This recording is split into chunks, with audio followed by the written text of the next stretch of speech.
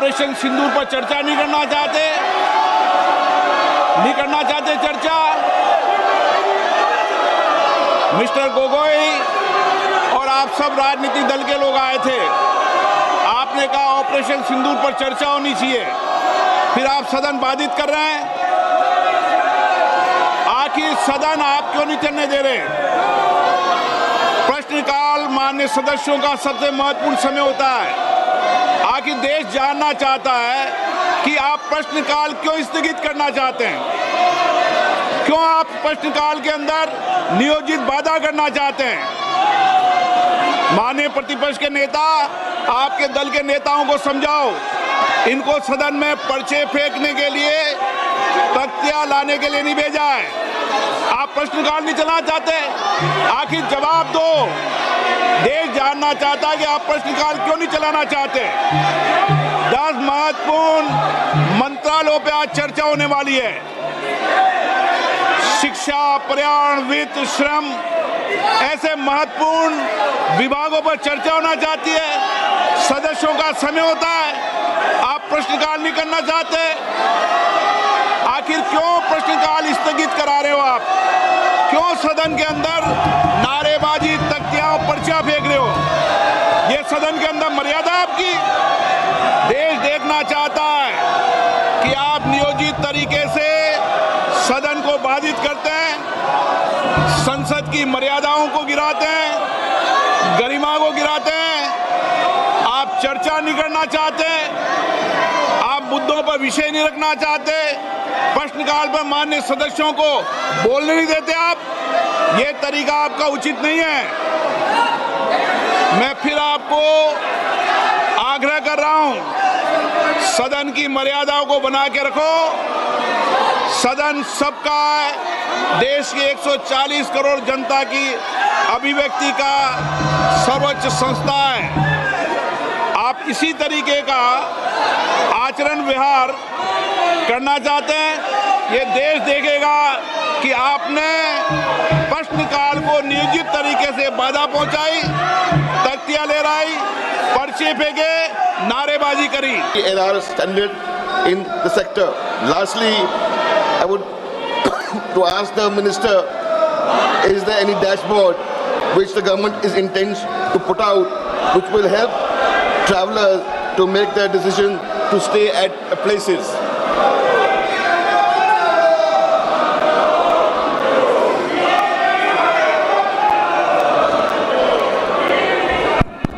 माननीय अध्यक्ष महोदय, मैं सम्मानीय सदस्य जिनका एक लंबा अनुभव टूरिज्म सेक्टर को लेकर के है, उन्हें जो प्रश्न आज सदन के पटल पर रखा है, मैं माननीय सदस्य का ऐसे महत्वपूर्ण प्रश्न के लिए आभार और अभिनंदन करता हूं। माननीय सभापति महोदय, माननीय प्रधानमंत्री जी ने मिशन लाइफ की अवधारणा, कि लाइफस्टाइल फॉर एनवायरनमेंट की अवधारणा हम सबको दी है कि हम प्रकृति और पर्यावरण के घटकों की सुरक्षा करते हुए, उनकी चिंता करते हुए अपना जीवन जिए।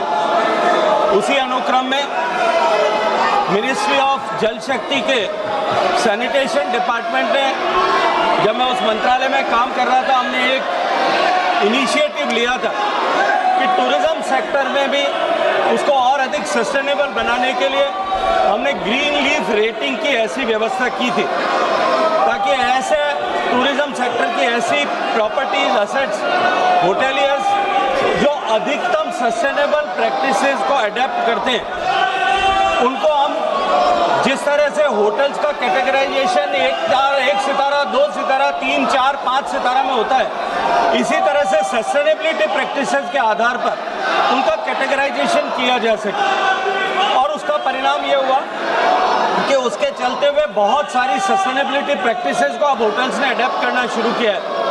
आप सब ने अनुभव किया होगा अपने आवा प्रवास के समय कि अब होटल्स ने लिनन को रीयूज करने के लिए कस्टमर से जो है उनका ध्यान आकर्षित करना प्रारंभ किया है। इसी तरह से आजकल प्लास्टिक बॉटल्स को एलिमिनेट करके लगभग सभी स्टार होटल्स ने अपने यहाँ ग्लास बॉटल्स, रीयूजेबल बॉटल्स को यूज़ करना शुरू किया। ऐसे अनेक तरह की गुड प्रैक्टिसेज अब जो है होटल्स ने प्रारंभ की है। इसी के साथ साथ में जो डिमांड साइड के साथ साथ डिमांड साइड में भी सप्लाई साइड के साथ साथ में अब सेंस ऑफ अवेयरनेस आए, इसको लेकर के भी हमने एक प्रयास प्रारंभ किया है, जहां हमने टूरिस्ट को ज़्यादा एनवायरनमेंट फ्रेंडली और सस्टेनेबल प्रैक्टिसेस को अडेप्ट करे, इस दृष्टिकोण से जागरूक करने के लिए विभिन्न प्रयासों को प्रारंभ किया है। आज उसके भी कुछ स्तर तक परिणाम दिखाई देते हैं। हम राज्य सरकारों के साथ मिलकर के इसको और अधिक नीचे के गहराई तक ले जाने के लिए काम कर रहे हैं। माननीय सदस्य ने डैशबोर्ड बना करके भविष्य में इस तरह से इंसेंटिवाइज करने का सुझाव दिया है। मैं माननीय सदस्य के सुझाव का स्वागत करता हूं। निश्चित रूप से विचार करने के योग्य है। आने वाले समय में हम इसे और अधिक विस्तार प्रदान करने के लिए हमने टूरिस्ट को गाइड करने के लिए टूरिस्ट सस्टेनेबल प्रैक्टिसेस को अडेप्ट करें, इसको लेकर के हमने पर्यावरण मित्र, पर्यटन मित्र और पर्यटन दीदी ऐसी योजनाएं भी प्रारंभ की है, जिसमें हम टूरिस्ट को मोर जो है सस्टेनेबिलिटी प्रैक्टिसेस को अडेप्ट करने के लिए जागरूक करें। Sir, I would like to ask a second question. In light of the recent research published by the Nature Communication, which is a research foundation research paper, which finds that India, along with US and China, contribute to 60% increase in tourism-related carbon emission between 2009 to 19. May I ask, globally, may I ask the Honourable Minister, measures taken by the government to reduce environment impact on tourism sector, particularly through low carbon transport, energy efficient infrastructure and ecotourism promotion. Additionally, industry like CAI and EY, Ernst & Young, has projected that India will need 61.3 lakh skilled workers in tourism sector by 2036. How does the ministry plan to ensure the growth of the sector and remain inclusive with targeting skilling and employment opportunities for women, scheduled caste, scheduled tribe and other backward regions, which will help to promote tourism and especially in the tourism states? धन्यवाद माननीय सभापति महोदय, माननीय अध्यक्ष महोदय। माननीय सदस्य ने दो अलग अलग प्रश्न किए हैं। हालांकि दूसरे प्रश्न का मूल प्रश्न से संबंध नहीं है, लेकिन फिर भी मैं माननीय सदस्य की संतुष्टि के लिए उसका प्रत्युत्तर देना चाहता हूँ। पहले प्रश्न जो उन्होंने पूछा, मुझे लगता है कि मैंने अपने फर्स्ट सप्लीमेंट्री को रिप्लाई करते हुए विस्तार से उस विषय को रखा है कि हमने सस्टेनेबिलिटी को इंसेंटिवाइज करने, सस्टेनेबल प्रैक्टिसेस को अडेप्ट करने, डिमांड और सप्लाई दोनों साइड में, उसके लिए बहुत सारी प्रैक्टिसेस को प्रारंभ किया है। टूरिज्म मूलतः प्रारंभिक रूप से राज्य का विषय है। राज्य सरकारों ने भी इस पर बहुत सारे इनिशिएटिव लिए हैं। सिक्किम ने अपने यहाँ पर जिस तरह से ज़ीरो प्लास्टिक की कॉन्सेप्ट के साथ में काम करना शुरू किया है, से बहुत सारे डेस्टिनेशंस में इस तरह के गुड प्रैक्टिसेस को अडेप्ट करने का प्रभाव दिखाई देता है। अभी हाल ही में माननीय प्रधानमंत्री जी के नेतृत्व में उत्तर प्रदेश में जो प्रयागराज का कुंभ आयोजित हुआ, 66 करोड़ लोग वहाँ गए। लेकिन मैं जिम्मेदारी के साथ में कह सकता हूँ, पक्ष विपक्ष के सभी माननीय सांसदों ने वहाँ पर जो है कुंभ में स्नान किया होगा, लेकिन कुंभ में ज़ीरो प्लास्टिक उपयोग किया गया और प्लास्टिक वेस्ट वहाँ कलेक्ट नहीं हुआ। अगर हम सब लोग मिलकर के प्रयास करते हैं, निश्चित रूप से उसका परिणाम आता है। दूसरा, माननीय सदस्य ने एम्प्लॉयमेंट को लेकर के बात किया कि आने वाले समय में जो है स्किल्ड वर्कफोर्स की आवश्यकता पड़ेगी। जिस तरह से माननीय प्रधानमंत्री जी के नेतृत्व में अर्थव्यवस्था आगे बढ़ रही और देश के 30 करोड़ लोग गरीबी की रेखा के बाहर माननीय प्रधानमंत्री जी के द्वारा प्रारंभ की योजनाओं के कारण से निकल पाए, उसके कारण से भारत में टूरिज्म जो है, डोमेस्टिक टूरिज्म बहुत तेजी के साथ में बढ़ा है और हमारे इकोनॉमी की ग्रोथ के साथ में और अधिक विस्तार इसमें होगा। उसको लेकर के सारी दुनिया के लोग ये मानते हैं कि जिस गति के साथ में टूरिज्म बढ़ रहा है, उसके पैरी पासों हमको स्किल्ड वर्कफोर्स की आवश्यकता पड़ेगी। भारत सरकार अपने इंस्टीट्यूट्स के माध्यम से लोगों को, युवाओं को इस कैरियर हॉस्पिटैलिटी इंडस्ट्री में अडेप्ट करने के लिए प्रेरित करती है और उनको ट्रेन करती है।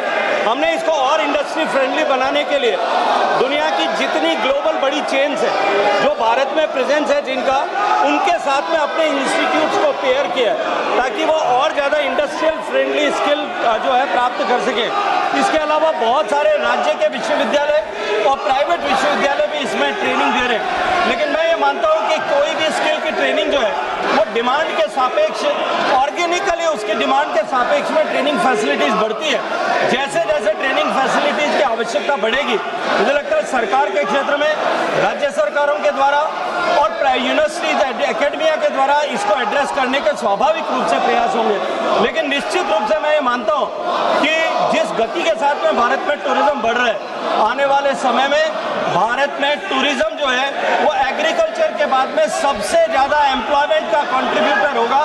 और जो है जिस गति के साथ में हम बढ़ रहे हैं, आने वाले समय में जब भारत की अर्थव्यवस्था माननीय प्रधानमंत्री जी के नेतृत्व में 2047 तक जो अपेक्षित है, वहाँ पहुँचने तक tourism sector global rate of contribution of tourism जो है उसके अनुरूप 10% का कंट्रीब्यूटर बनेगी और निश्चित रूप से बड़े संख्या में लोगों को रोजगार उसके माध्यम से मिलेगा। माननीय सदस्य, क्या आप सदन बाधित करना चाहते हैं?